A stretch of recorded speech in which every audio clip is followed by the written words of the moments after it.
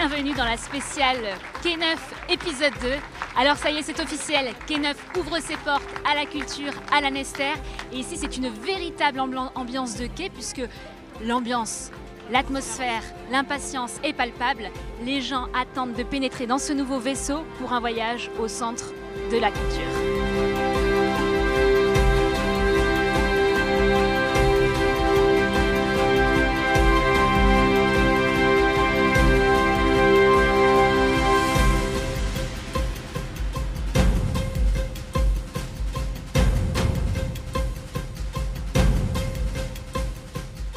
Le plaisir d'être là avec vous, de vivre et d'entendre les premiers battements de cœur de Quai Neuf.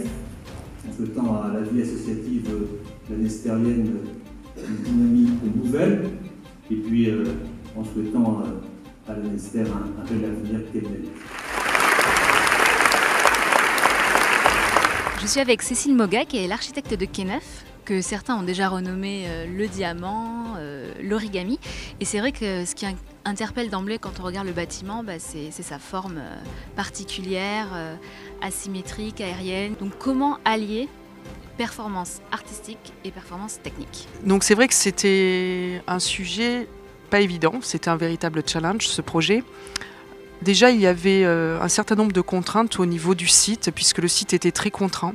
On avait peu de place pour construire cet équipement au regard de la densité du programme et de sa complexité. Donc nous, on ne voulait absolument pas travailler sur un projet fragmenté.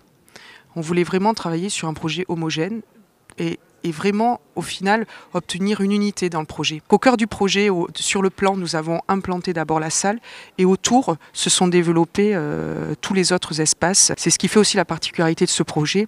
C'est un projet d'une très grande technicité, mais la technique n'est jamais visible. Le bâtiment s'inscrit dans une démarche environnementale. On a pris en compte dans la démarche environnementale, surtout dans un site comme ça très dense de centre-ville, on a travaillé sur les ombres portées du bâtiment, de manière à ce qu'il y ait que la création et la construction de ce nouvel équipement n'entraîne aucune ombre portée majeure sur les bâtiments environnants. Apparemment, il y en a qui voient dans le bâtiment la dentelle des coiffes bretonnes. Alors, est-ce que c'est les Bretons ou c'est vraiment... Non, c'est complètement vrai. C'était une des pistes de départ, la dentelle bretonne, c'est-à-dire faire un clin d'œil à la civilisation bretonne dans le bâtiment. Donc, en effet, ça renvoie au travail donc très léger et très travaillé de la dentelle. Et finalement, là, c'est le métal qu'on a perforé et qu'on a travaillé comme de la dentelle. Il nous faut le silence. Avant tout le silence, avant tout.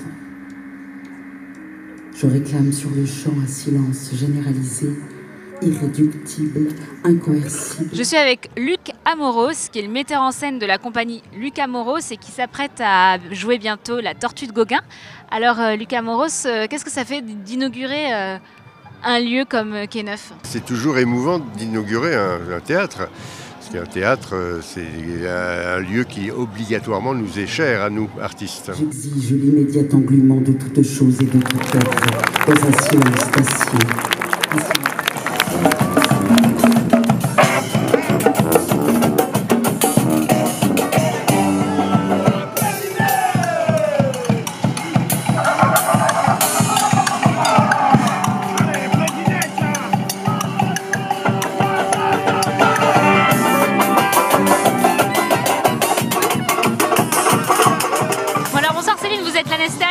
Oui, tout à fait, oui. Et alors, qu'est-ce que vous pensez de ces 4 jours d'inauguration de Quai Neuf, 4 jours de fête? Je trouve ça très très bien que cette salle déjà soit construite et que ces concerts soient proposés gratuitement pour les familles et puis avec des tarifs aussi ensuite intéressants pour les Lanestériens. Enfin, ça montre encore que la ville de Lanester est très dynamique et fait tout ce qu'il faut pour faire venir les familles.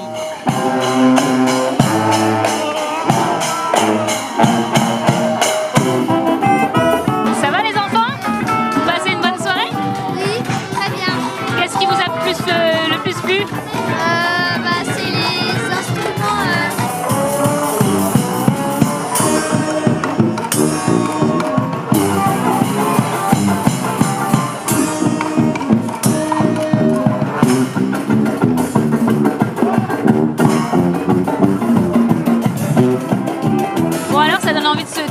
cette musique? Bien, c'est sympa. Ouais.